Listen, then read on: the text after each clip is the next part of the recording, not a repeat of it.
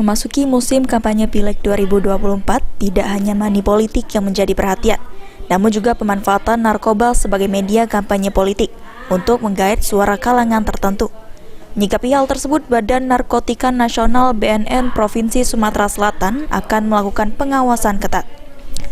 Koordinator Pencegah dan Pemberdayaan Masyarakat BNNP Sumsel, Ika Wahyu Hindaryati mengatakan dalam pelaksanaan kampanye pemilu 2024, dikhawatirkan akan adanya mafia yang memanfaatkan untuk menggunakan narkoba sebagai sarana menggait suara atau yang disebut narkopolitik. Untuk itu, masyarakat diminta waspada dan pandai menyikapi pemberian dalam kampanye. Hal tersebut lantaran salah satu daerah pernah ditemukan kasus pemberian narkoba dan bukan pemberian uang atau money politik.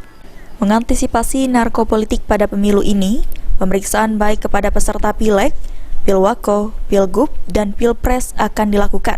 Tidak hanya itu, pengawasan kepada masyarakat juga akan diperketat. Mafia itu juga gencar juga, gitu kan, tidak mungkin ya kita ada juga mungkin narkopolitik ya enggak, jadi kita sebagai masyarakat harus waspada dan harus juga pandai menyikapi diri atau pandai memberikan ketahanan dalam dirinya untuk menolak gitu ya, karena ada sebagian daerah itu dia bukan ngasih uang gitu kan, ngasih narkoba gitu kan, nggak nanti dikasih narkoba, mungkin ada salah satu saya nggak saya sebutkan, tapi mungkin ada salah satu daerah yang memang dia menggunakan narkoba untuk memperbanyak suara. Sandi Pratama, PAL TV.